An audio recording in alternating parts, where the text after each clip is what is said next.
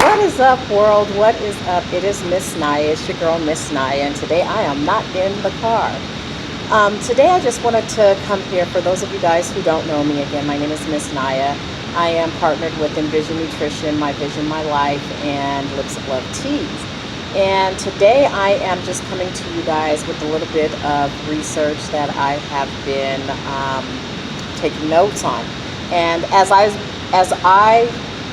was doing my research and doing some reading, I thought to myself, I need to share this. I need to share this with other people because then it would make me stingy not to. So the topic is going to be the 6 steps for learning how to actually love yourself. It is so easy for a person to say, hey girl, you just need to love yourself. And then when you're sitting back, you're like, well, how do I love myself? How do I do that? So I'm going to go over what I taught myself today by doing some research, right, on how to love yourself. So first off, we need to be willing, and if I'm looking down, just know that I'm just taking note, reading off my notes, you guys, because it is amazing what you can learn and what you can teach yourself by just doing some research. So the first steps to learning how to love yourself is you have to be willing to feel pain and take responsibility for your feelings. And that is deep because it is so true. It's about moving towards your feelings rather than running from them. Because when you run from your feelings, then it leads to self-abandonment. And self-abandonment then leads to judging yourself. And then it's turning into different sorts of addictions that you can possibly have just to numb out what it is that you're going through. Number 2 is moving into the intent to learn. So you have to really, really commit to learning about yourself. You have to learn about even the ones about yourself and even the ones that may be causing you the pain, so that you can move into taking the love action part, right? These are the steps to loving ourselves. So another one, number 3, is learning about the false beliefs. We all have them. We all have false beliefs, and we need to learn about them. So this is really, really deep and compassionate because this is where we learn about the situations and the people and what is happening or has happened that may be causing us the pain. And this is where we will ask our inner self, what am I doing or thinking that's causing the painful feelings or the depression, the anxiety, the guilt, the shame, the jealousy, the anger, the loneliness, the emptiness. What is it that we're doing or thinking that's causing this, right? Because we all go through it. We're only human. There's no one that says that they have never been through this. They have. And then we want to be sure that we are answering ourselves from deep within. From deep down inside of us, you guys. We have to answer truthfully and deep. Once we understand the feelings, we are to ask ourselves about the fears and the false beliefs that's leading to the self-abandonment thoughts, right? We have to figure it out. This is how we get to the root of the problem.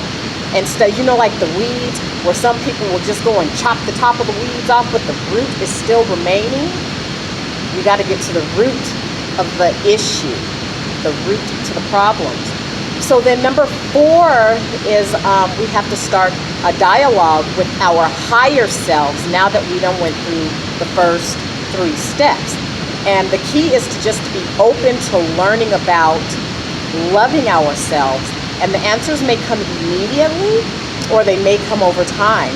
And they may come in the form of words, images, dreams. But when your heart is open to learning, the answers will always come. The answers are always going to come when you're open to learning. So let's be open and honest with ourselves. And let's also be open and honest with the people of the situation, so that way we can get to the root of the problem.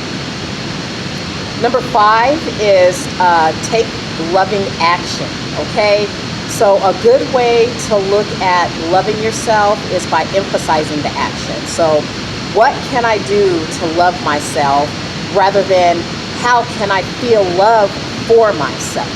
And again, I'm going to repeat that. It's what can I do to love myself, rather than how can I feel the love for myself. Because we have to take action if we want to be loved, not feel love. We want to be loved. Okay? So by this point in step 5, we should already have opened up to our pain, moved into learning, started the dialogues with our feelings, and we should be tapped into our spiritual guidance by then. 6 is we are going to evaluate our actions and begin again, over and over and over again as it's needed, because it's not simple. It's not going to be an overnight thing. It's not going to be a weekly thing. It's not going to be a monthly thing, because we have been set in our ways for so many years. It's going to require us to evaluate the action and begin again as needed. Just go over it, over and over and over again. And this is where we check in with ourselves to see if we are being healed from our pain, our anger, our shame, our guilt, our jealous ways. And if not, like I said, we start the process all over again. And we do that until our peace arises. And over time, we're going to discover that loving ourselves will improve everything in our lives, down to business, down to our work environment, down to our friendship relationships, our marriages, our just everything in general. So again, with that being said, you guys, it is Miss Naya with Envision Nutrition, Lips of Love Teas, and My Vision, My Life. If you guys are not following me, I am on Instagram at My Vision, My Life, at Grateful Visions, at Envision Nutrition, and YouTube is In the Car with Miss Naya. And again, you guys have a very, very blessed day. As you guys are healing, I'm healing too. So let's just heal together. Each one, reach one, teach one. You know what I'm saying? It's the domino effect, y'all. Share this video, put a comment, and let me know what you think. Have a great day.